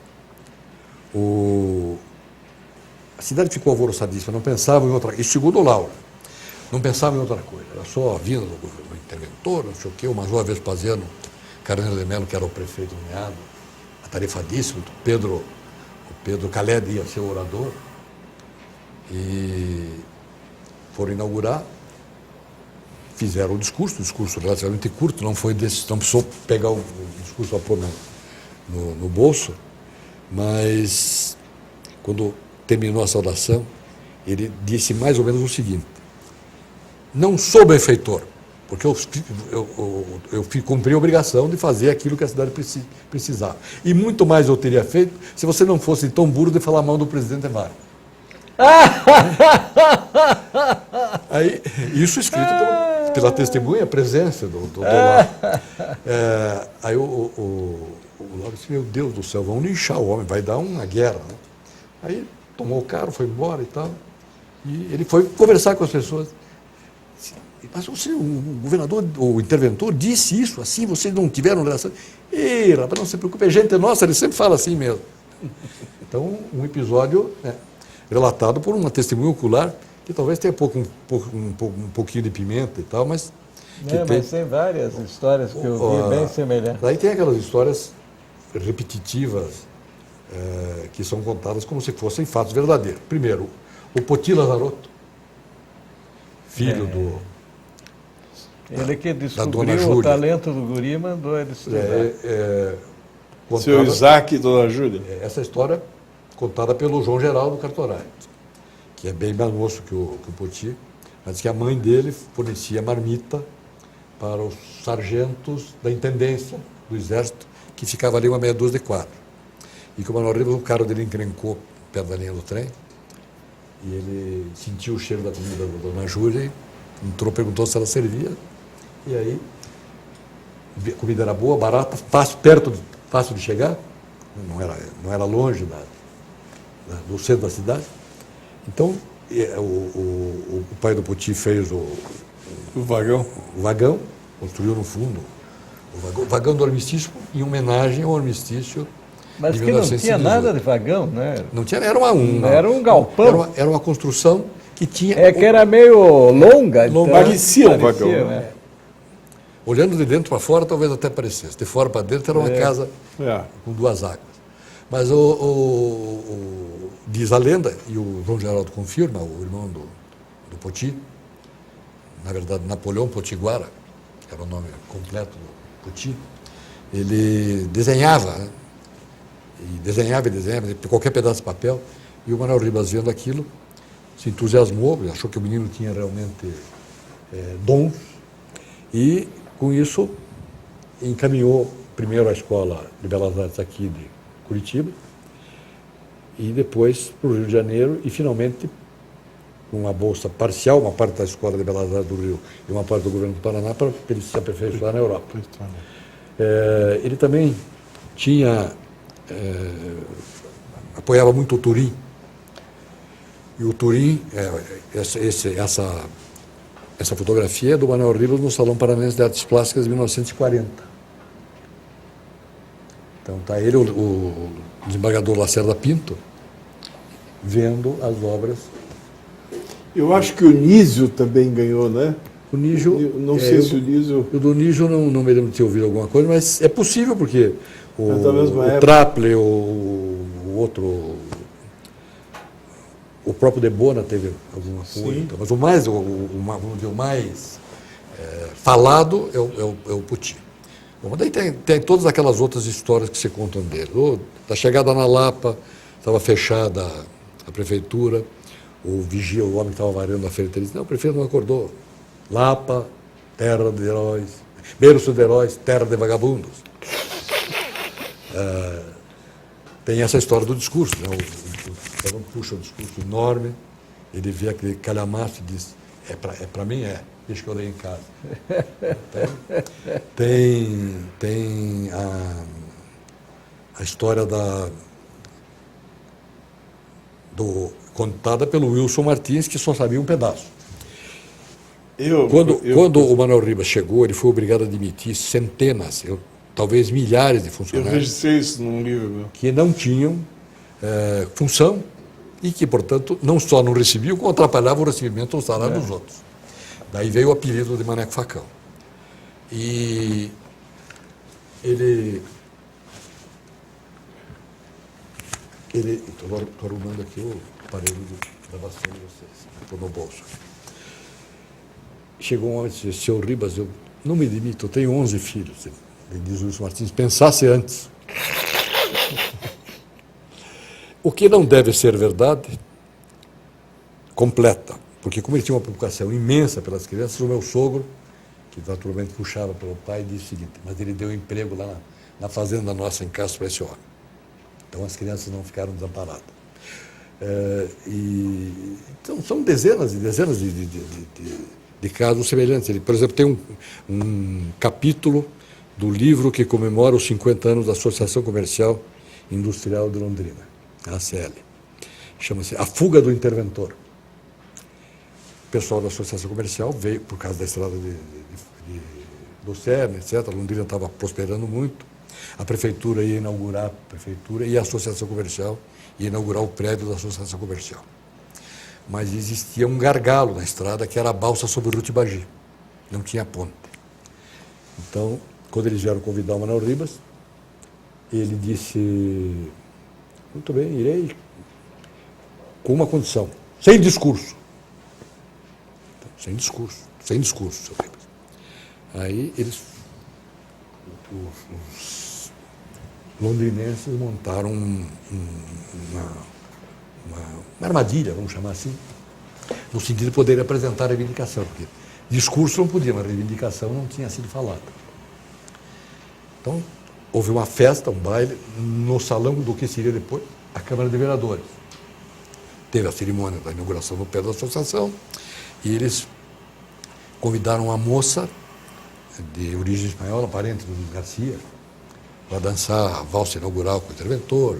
Ela elogiou muito os interventores, que ela era chefe de Bandeirantes, já tinha estado várias vezes aqui. Então, no livro isso. E quando eles se aproximaram do Manuel Ribas, que acabou a música, ele disse: conversamos amanhã de manhã, que agora eu vou dormir, que estou muito cansado. E foi para a casa do Willie Davis, que era o representante da Companhia de Terras Norte do Paraná, inglesa, e no dia seguinte, bem cedinho, saiu, antes que eles pudessem chegar lá. Aí continua a história. Quando ele chegou na barranca do Tibagi para voltar para cá, tinha dezenas de caminhões, carroça, cavalo, etc., esperando a vez para entrar na balsa. E aí o motorista dele tentou passar na frente, daí diz o livro, né, que os motoristas disseram: não, tem que fazer ponte, isso é uma incompetência. Sabe quanto custa a ponte? Ele já tinha dito isso lá. Custa 1.500 conto-réis, o Estado não tem 1.500 conto-réis. Mas quando ele viu aquilo, ele chegou em Curitiba e mandou fazer a ponte. Tem um outro episódio interessante. O Rosaldo de Melo Leitão, Foi prefeito. avô da mulher do Antônio Carlos Coelho, foi prefeito e era engenheiro de estradas. Construiu uma ponte muito bonita, ligando o Tibagi a uma outra localidade qualquer. E foi muito discutido, muito discursos elogiando, etc. E o Manuel Ribas teria terminado o discurso dizendo o seguinte: e vejo que construiu essa ponte foi um leitão. Imagine quando ele for porco.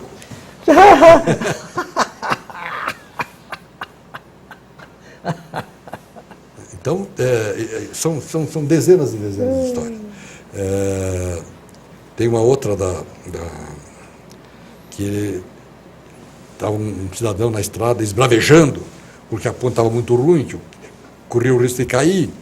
Aí o Manuel Ribas chegou e ele não sabia que era o interventor, disse: vem aqui. Daí desceram os dois do barranco, ficaram lá embaixo. Ninguém sabe o que eles conversavam, mas depois a ponte foi arrumada. Então, sempre tinha... o que mais me impressiona nas histórias do Manuel Ribas no Paraná é aquilo que a gente podia chamar quase de onipresença. Praticamente sem aviões. Todos os trajetos Sem feitos de carro. comunicações precaríssimas. Todos os trajetos feitos de carro. Depois de algum tempo, as estradas estavam relativamente utilizáveis. Mas no início, não. E os carros eram carros abertos. As pessoas tinham que andar com Guarda-pó. guarda-pó, óculos, boné. E eu conheci a pia do seu Ribas. O seu Ribas, quando chegava na Palmeira, que era a primeira etapa da viagem para chegar depois em Ponta Grossa, ele parava nessa casa aí, que pertencia ao Chede Abrão, comerciante sírio-libanês, que migrou para cá, era um grande negociante de tecidos, pai do Najib Chede, que fez a televisão, a primeira televisão do Paraná, e pai do João Chede, que foi prefeito, deputado, etc.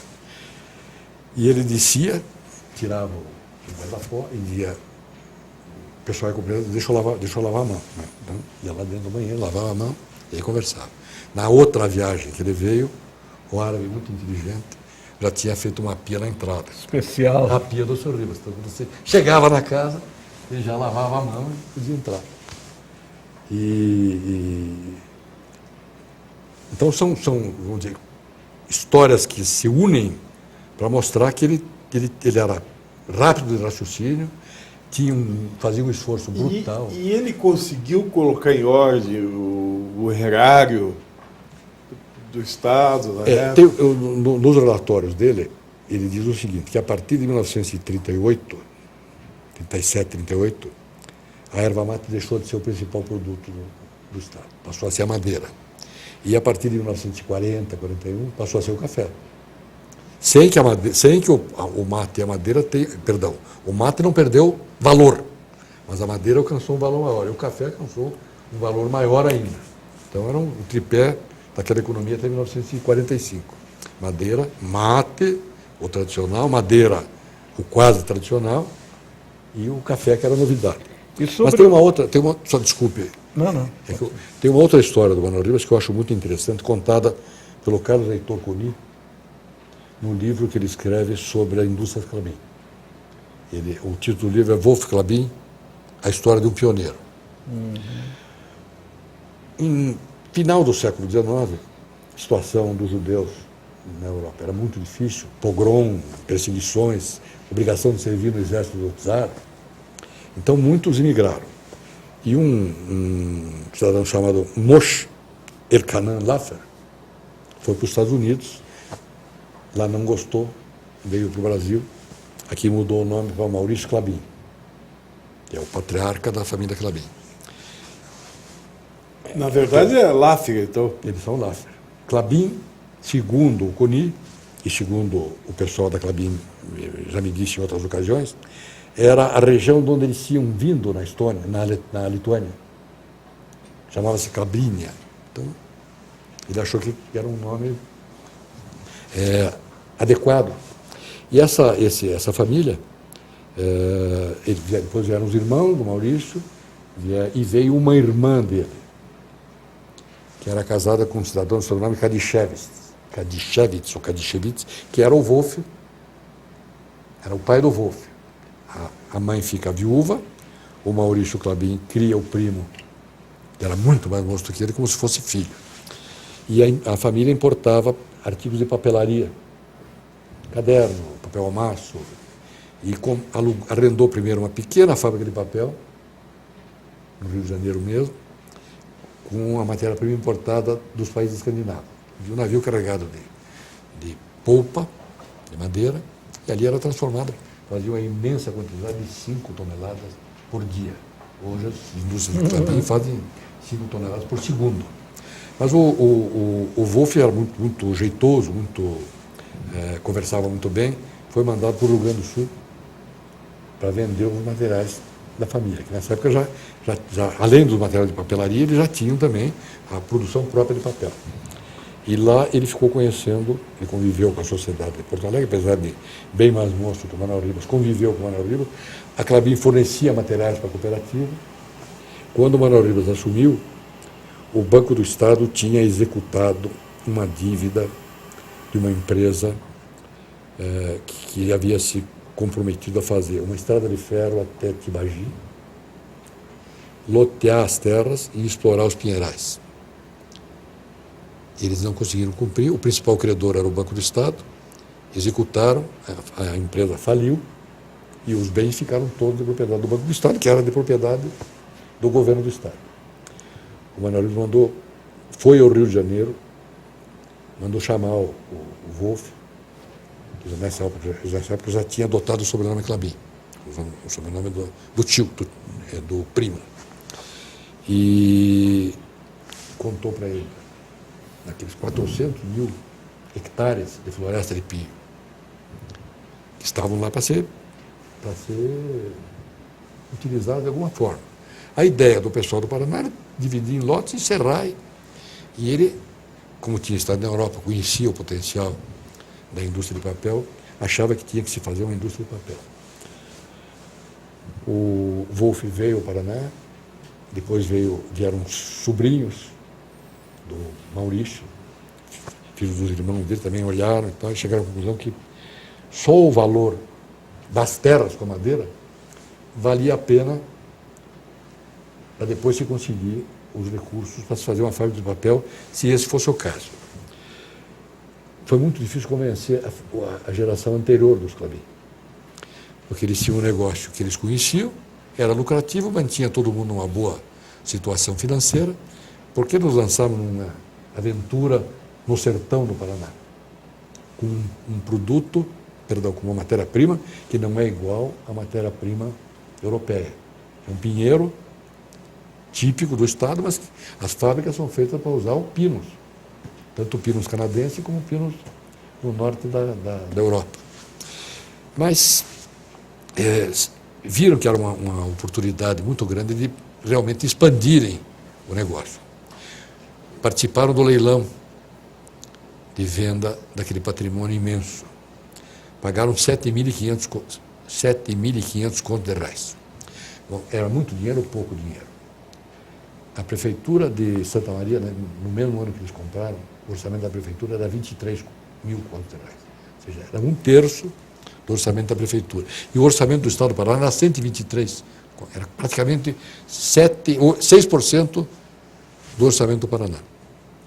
E ali o Getúlio se entusiasmou com a ideia. Ele estava naquela fase de conseguir indústrias de base, siderúrgica, que foi conseguida com acordo com os americanos um pouco mais tarde. E o Getúlio colocou à disposição um decreto que permitia a importação sem impostos de tudo que fosse utilizado para fabricar papel. Máquina, produtos químicos, etc. Bom, isso não bastava, porque o recurso deles deu para comprar a terra. Juntaram todos os créditos, etc. Compraram a terra, mas não tinham dinheiro para fazer o resto. O Manuel Ribas incentivou, foi ao Rio, conversou com o Getúlio Vargas, o Horácio Laffer, que era sobrinho, já estava metido na política, já estava entrosado na política. Foi ministro do Getúlio? Mais tarde, né? Nessa época, eu acho que ele era deputado. Né? Ele foi ministro da Fazenda quando o Getúlio foi eleito. Na segunda vez, na em segunda 54. governo do Getúlio.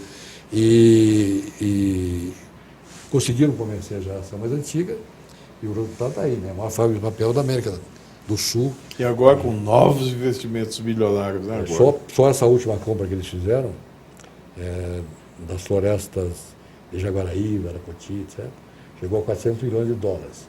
Mas eles não compraram sozinhos. Eles compraram junto com a Arauco, que é uma empresa chilena que produz painéis de madeira. Então é a fome com a vontade de comer junto. Mas ali são Pinozelhote ou Taeda? Principalmente Taeda. E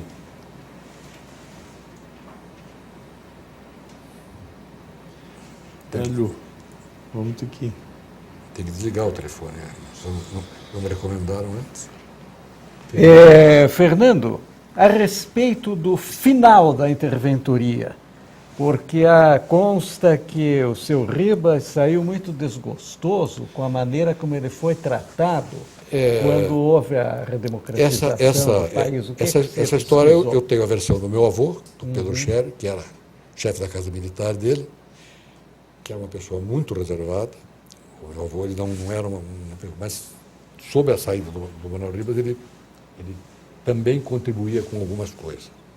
Tem a versão do Davi Lupion, irmão do Moisés, tem a versão do Aquiles Pimpão, tem a versão do Maneco Aranha, irmão do Manuel Aranha, do Oswaldo Aranha, que morava aqui em Curitiba, e todas elas dão mais ou menos o mesmo formato. Getúlio foi derrubado no dia 29 de outubro. Manuel Ribas não foi comunicado por ninguém de que não era mais governador, ou interventor, no caso. Então, e nem podia ir abandonando. Claro, dia 30 e dia 31 de outubro ele compareceu ao Palácio. O Fernando Flores disse que a notícia veio num jantar. O Fernando Flores, que foi secretário de Interior e Justiça, que foi chefe de polícia, que veio para o Paraná não convidado pelo Manuel Ribas, mas sim para implantar a brasileiração, se é que essa palavra existe, das colônias alemãs, italianas e japonesas na época da guerra. E acabou ficando... E que gerou uma série de críticas ao Manuel Ribas. Por causa disso, né? Porque diziam que era um adventício, que não sei o quê. Não, ele era o adventício, era o próprio Manuel Ribas que chegou. Mas eles diziam que ele trouxe... Mas aí o conjunto dessas versões todas diz o seguinte, que no dia 3 de novembro, portanto, o primeiro dia logo depois do feriado de Todos os Santos e Finados, Manuel Ribas, como de hábito, foi ao palácio, mas já se sabia que o Getúlio não voltava mais, não tinha conseguido regimentar apoios, portanto, 29 de outubro era definitivo, e a reunião era uma reunião mais de apoio ao Manuel Ribas. Então foram secretários, foram amigos, e em outros estados o general comandante da região tinha assumido a interventoria. Provavelmente por ordem do governo que assumiu no lugar do Getúlio. Mas aqui no Paraná não tinha ordem, nada, ele continuou como interventor. E foram se juntando os desgostosos, os descontentes, os curiosos.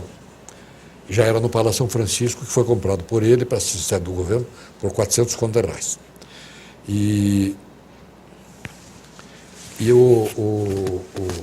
Essa reunião, né, da qual participava pelo Cher, meu avô, transcorria num clima, não era um clima agradável, era um clima de saída. Né? Claro. E começa aquela gritaria lá fora.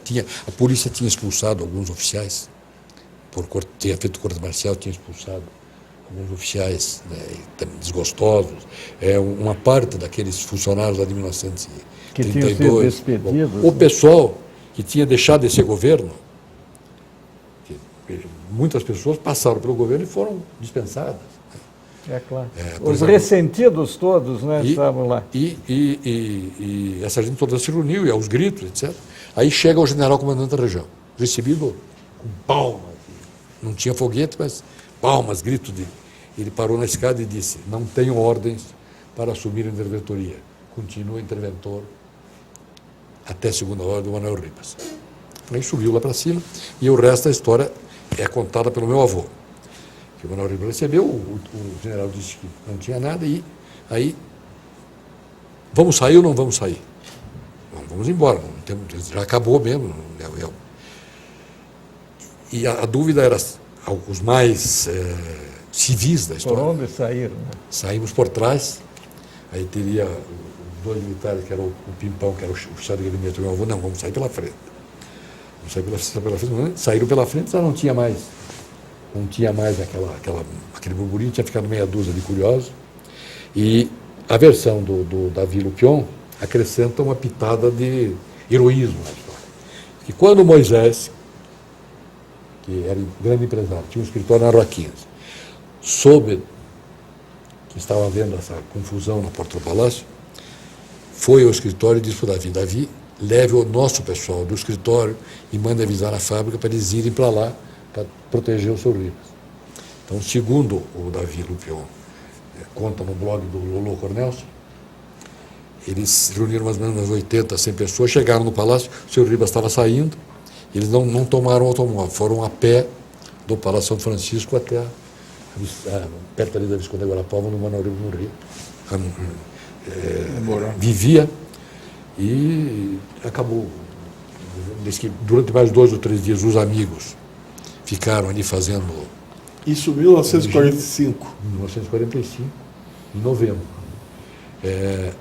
As cartas nas quais ele se queixa da saúde demonstraram ser verdadeiras.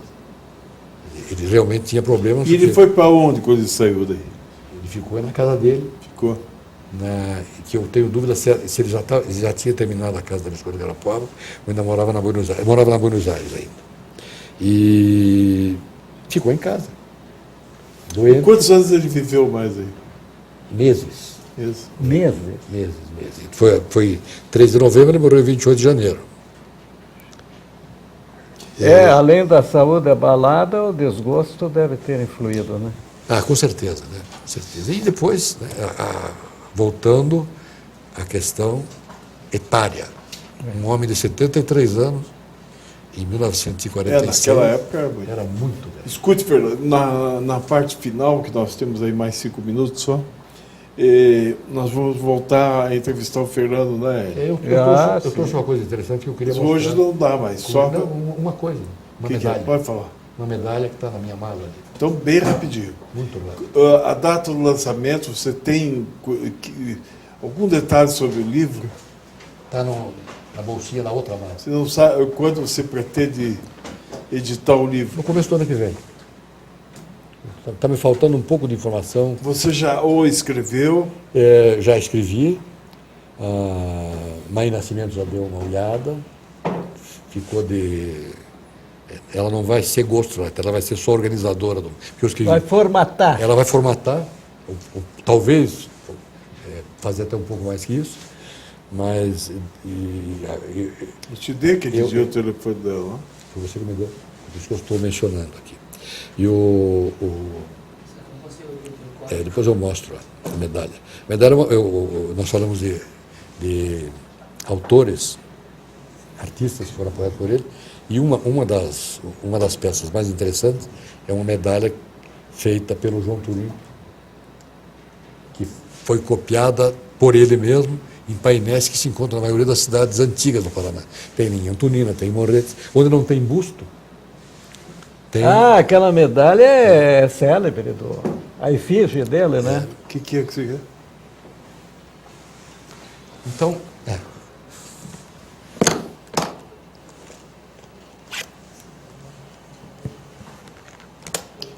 eu não sei como é que nós poderíamos... Tem como pegar aqui? Ou depois a gente pega? Pegou muito bem. Esse é o... A efígie feita pelo João Turim. O perfil... O verso tem o que nas placas era a parte de baixo, tá? A efígie em cima. O que diz? Homenagem do povo do Paraná.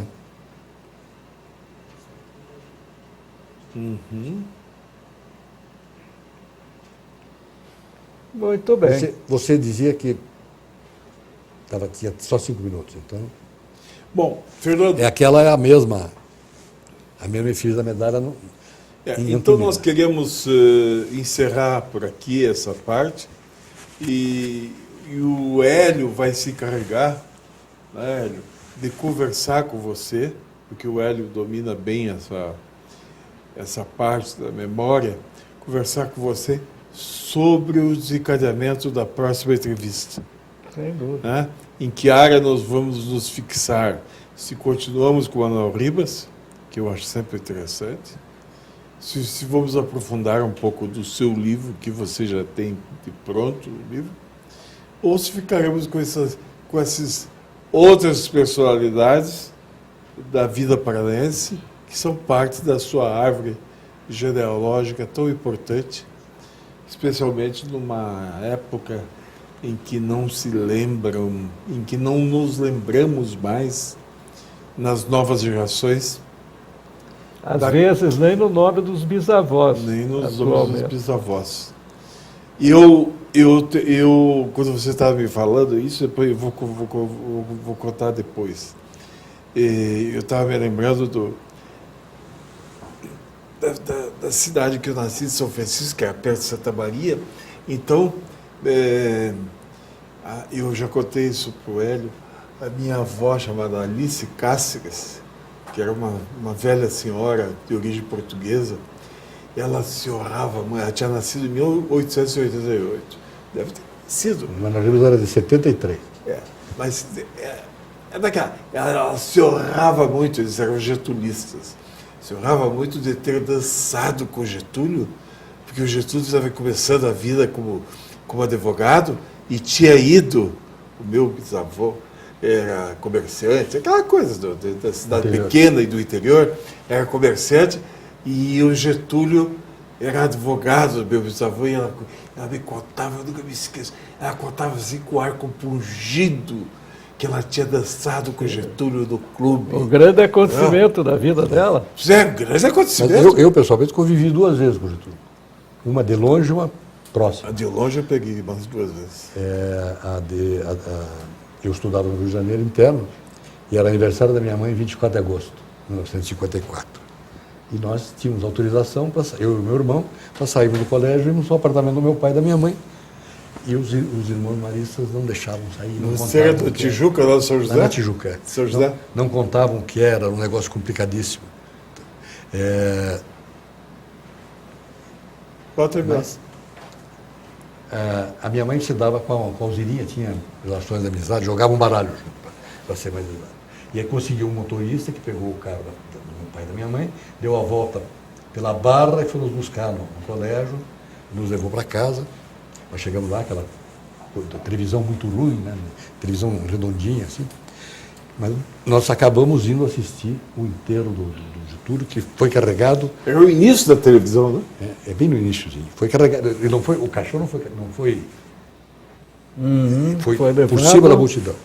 E a outra história do Getúlio é que, por causa da amizade com a Alzirinha, nós ficamos hospedados no 7 de setembro no Hotel Quitandinha. E o Getúlio, que era o supra-sumo. Mas que pertencia ao governo do Estado do Rio. E o Getúlio fazia o governo durante os meses de verão do Palácio Rio Negro. E nós fomos lá no Palácio Rio Negro assistir cinema do Getúlio.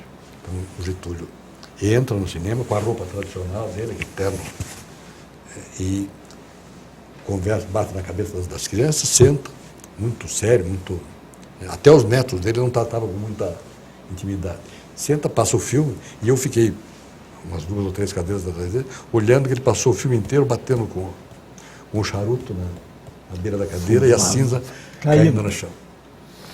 Bom, com essa história de Fernando Fontana, essa história final, encerra-se essa que eu pretendo seja a primeira parte desse depoimento, fantástico, absorvente, cheio de informações preciosas, Fernando Fontana, que hoje se deteve particularmente em Manuel Ribas, essa figura lendária, antológica da vida paranaense.